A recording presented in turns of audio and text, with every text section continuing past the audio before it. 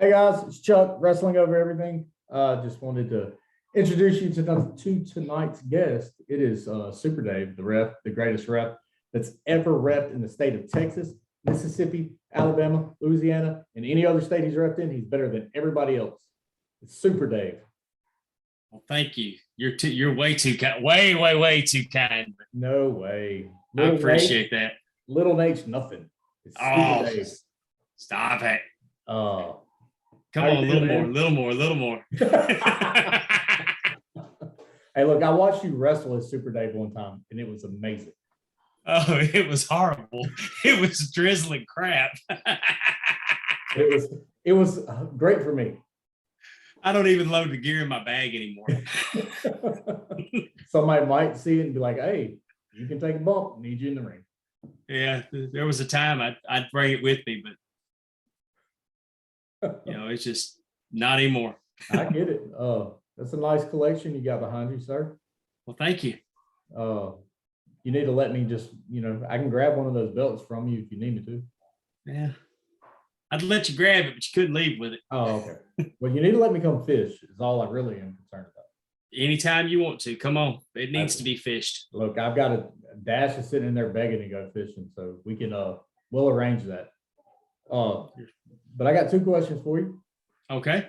The first one is, do you have any pre-show rituals or day of the show things that you do every time you're getting ready to go to a show? I make sure I have all my gear.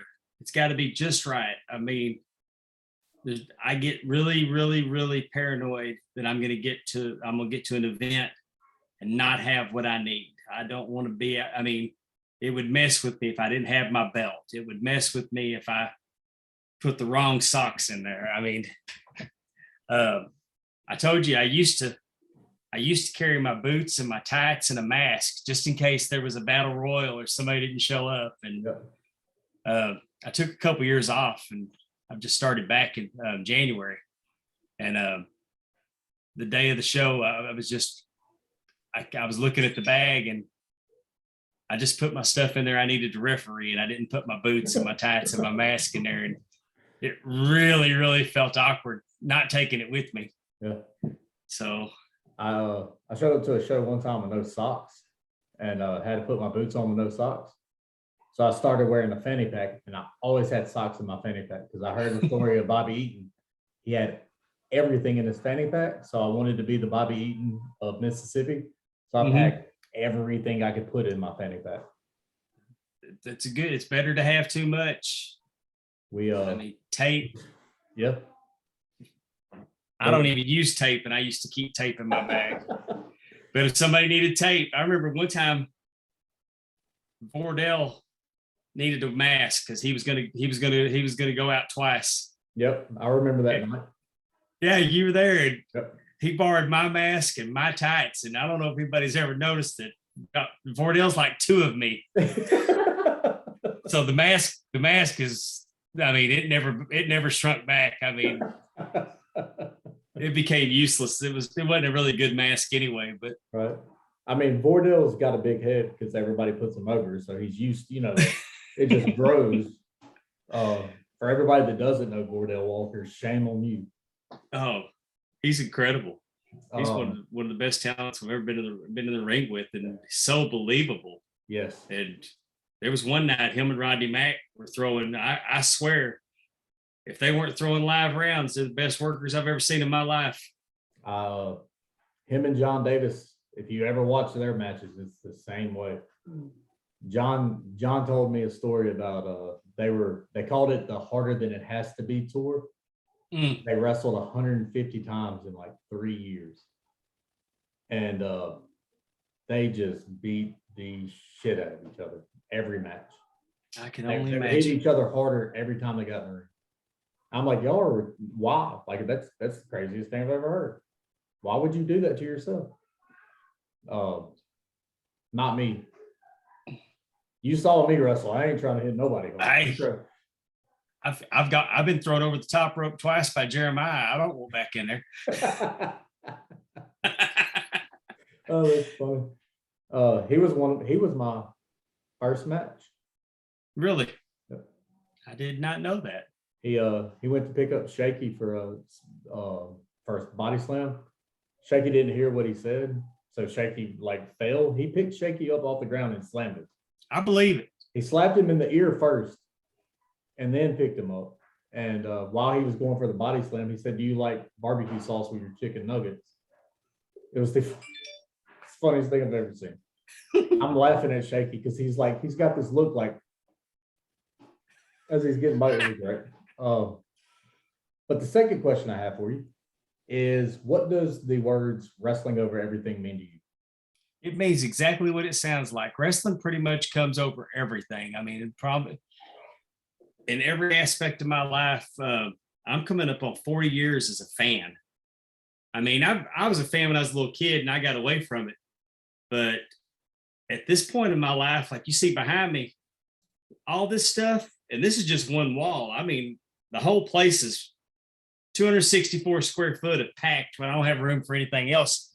But it all reminds me of a better time and a better place and a better feeling. I mean, it's something I shared with my brother. Me and my brother bonded over wrestling, and it's something that with my friends, and I mean, just it just silly fun sometimes.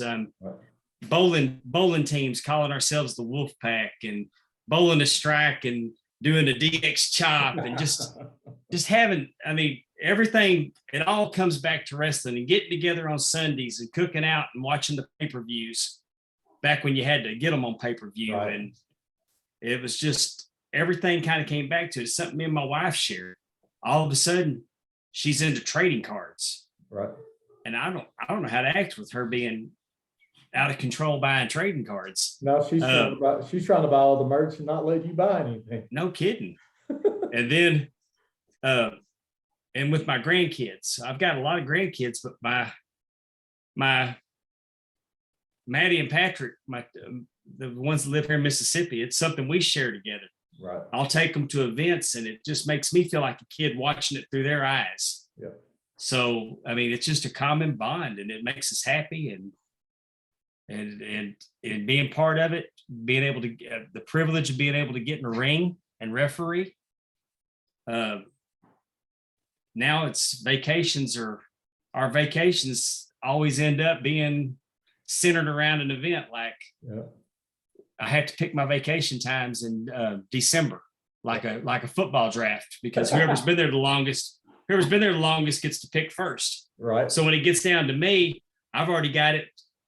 I'm looking at what's available, and like, well, SummerSlam's in Nashville, so I'm going to take that week, because who doesn't like to go to Nashville, even if I don't go to SummerSlam? But something's got to be going on there. And then Labor Day's been all in, and Top Guy weekends, and so I kind of picked around Labor Day where I could, just in case. Right. That way I would hit, and then I've got time off around WrestleMania. But whether I actually go or not remains to be seen. But it all comes back to where, yeah, we can make a wrestling event. Right. Yeah, for sure. We do the same thing. If it's just me and Dash, or me and Paula going to shows and setting up and stuff, we stop on the side of the road, sleep, all that stuff. We get there and get back. If it's the whole family going and everybody wants to go to the show or whatever, we're getting hotel rooms, Airbnbs, all that stuff. So like we make our vacations around when we're going to shows too. So especially since we started the company and trying to get to as many shows all over this place that we can get. It's funny. I give you one more little quick answer, and that'll show you that it is actually truly wrestling over everything. We're watching Jeopardy the other night. They're having a college tournament, and it was a geography question, and the answer was the West Indies, and I knew it. And my wife kind of looked at me because she knows I don't know geography. But what was mentioned is Antigua was mentioned in the clue. And I remembered SD Special Delivery Jones was from Antigua in the West Indies. And I pulled that back from old 1983 WWF. Yeah. And I laughed at her and I said, it all comes back to wrestling, baby, because Special Delivery Jones was from Antigua in the West Indies. That is pulling some stuff out for sure. Because I don't think many people would remember that. But it's probably the only time I've ever heard of Antigua. Yeah. We did you grow up in Texas? I did. I'm from Dallas. I've been in Mississippi for 12 years now. I got you. I know you grew up on the Von Erichs and the Freebirds and all that. Oh yeah, from 1982 to 87, I spent more Friday nights at the Sportatorium than I didn't. Yeah. Is that all like when did y'all start getting the national stuff? We got cable television in 83. I got you. And that's when I started getting the Superstation. We were watching Southwest Championship Wrestling on USA. That was my first exposure. Bob Sweetan, Eric Embry, Gino Hernandez, Adrian Adonis, right? Tully Blanchard, and then got the Superstation, of course, watching. Jake Roberts was TV champion and doing his whispering promos, and there's nothing better. DiBiase's on there with the loaded black glove. It was great. I mean, starting to be able to see what we'd only seen in Pro Wrestling Illustrated. Right. And then, of course, we got WWF. The USA Network was the Madison Square Garden Network. So once a month, you got the WWF's Madison Square Garden show. Right. I mean, we saw Jimmy Snuka jump off the cage. We saw Tony Atlas and Rocky Johnson with the tag belts. We saw the night that Hulk Hogan beat the Iron Sheik, and we didn't know that was coming. Right. So, because growing up here, we didn't have all we had was TBS, so all we got was WCW. It had already switched from Georgia to WCW, so that's all I grew up on. Once every couple of months, we'd have the Madison Square Garden show come on NBC or whatever, or the Saturday Night Live, whatever it was. And we had no warning that was gonna. I mean, we just we're trying to watch Saturday Night Live, and Saturday Night Live main event was on. Yep, and that's the only time I saw WWF until Raw became something on USA. Oh, we didn't have USA when I grew up. I had channels 2 through 13, and 13 was TBS, and that's all we got. I remember turning on a UHF channel one night, and Battle of the Belts from Florida was on. Oh, that's awesome. I mean, you just never got. I mean, all of a sudden there's Wahoo and there's Ric Flair and Barry Windham, and it was a real treat. That's awesome. Whenever something outside the area came on. Yeah. Because of course we had World Class on Channel 11 on Saturday night at Saturday Night Wrestling, and then the syndicated show was on Sunday mornings, which I normally worked on Sunday, so I rarely ever saw the Sunday show. I begged and begged and begged and begged and begged my mom to let me stay at home on Sunday nights from church so I could watch wrestling with my dad. I begged her every Sunday. I would come up with every excuse in the world to sit at the house and watch wrestling. We'd watch the Braves play and then watch wrestling after. If I could get a Sunday off, you get All-Star Wrestling, the WWF syndicated, right? And then World Class would come on. And like I said, I never got to.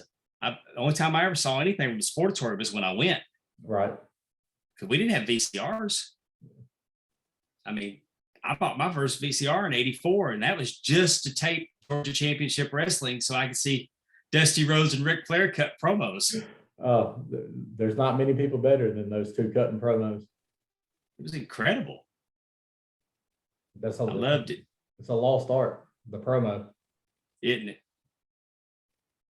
I heard Jake Roberts say this week that Tony Khan's got him working with talent in the back, trying to teach them how to do promos, and I hope they listen to him. He's a good one to listen to. Is there anything that you want to plug? Anything that you want to, you're on a bunch of stuff, you're doing a bunch of things? I'm pretty much refereeing every Bayou Independent Wrestling card. We're going to be in Brookhaven. The 12th. We're having Yes. we're having a memorial, we're having the memorial match for my mom that night. Oh, we are. Yep. That's John good to Davis hear. versus Ethan Case versus JD Jenkins versus Nightmare. Awesome. I didn't know they were doing that. That's awesome. And then we'll be in West Monroe April the 5th. That's loaded. WrestleMania weekend, Thursday night, July 31st. Well, Thursday afternoon, 3:00 at the Ridgely Theater in Fort Worth. The Southern Wrestling Hall of Fame is going to happen, and I'm being inducted Awesome. Congrats. along with Mike Fox and Scott Summers and a few others. Mike Page, Joey Corman, Samir, the Overboys. I'm really excited about that. I look at the list of everybody that's been in that Hall of Fame and that's going in that Hall of Fame, and I'm like, one of these names is not like the other, but You're not I'll giving take yourself enough credit, sir. well, I mean, it's a humbling honor. I'll tell you that. And then they're going to have an event at 5:00. They're going to do like a hardcore event, and at 7:00 they're going to do like a traditional wrestling event. Right. And I'm probably, I know I'm refereeing the second show. I don't know if I'm refereeing the hardcore show or not. Look, you just got to get in there with some thumbtacks and show them what's up. Well, I will, Dave. whatever they need me to do. And then that's the only show I'm going to do WrestleMania weekend. We're just going to be there. We're going to go to WrestleCon, and we might try to pick up WrestleMania tickets last minute. Right. But I'm hoping to be on the way home at that point when WrestleMania starts. well, my birthday is April the 2nd, so Oh, happy We'll go. birthday. it always hits around WrestleMania. So, and it'll be in my hometown, so I, have a meal with my kids and my friends and Yeah. That's awesome, man. spend time with the family. Looking forward to it. And then we'll see what the scalpers have last minute if the prices are where we want to go. Right. I've only been to one WrestleMania. I went to 30 where Undertaker lost. And there were so many people around me that were so mad. So mad. I didn't go to WrestleMania. I went to the Hall of Fame the night before. I got you. I was down there, but I didn't go, and I could have. Shaky bought the tickets for Dash for his birthday. So I took Dash. Was 33 when they went back to New Orleans, or 34? 30, Charlotte versus Asuka. 34, I think. I think it was 34. I don't remember. I think it was. It was the next one in New Orleans. I went to that one, and I went to 17. Yeah, that's the only one I've ever been to. That's the only pay-per-view I've ever been to. I've been lucky enough to go to a few. I've been to a Royal Rumble. I've been to Survivor Series. I've been to Night of Champions. I like the old Survivor Series the best. The traditional Survivor Series Like, matches. I like the old school Survivor Series where it was nothing but those matches and like one or two singles matches. Yeah. I think that's what they should do is go back to the original, the way it used to be. Like, And you think they would, because because they love multi-man matches. you would think, as much as Teddy Long said we're fixing to have a tag team match, you would think they would have nothing but multi-man matches. But man, I really appreciate you being on, man. Like, I truly do believe you're one of the best reps I've ever watched, for sure, that I've ever been in the ring with. Well, I really appreciate that. I work hard on it. I take pride in it, and I don't. The last thing I ever want to do when I get in the ring is make somebody's event bad. I don't want to ruin it. I don't want to take away from it. So, and I think that if you're not booking Super Dave, you're doing it wrong. That's who you need thank as you. referees. But I appreciate you, man. If you ever need anything, reach out to us, brother. I'll do it. Thanks for having me tonight. I appreciate it. Yes, sir. Thank you. Uh-huh. All right.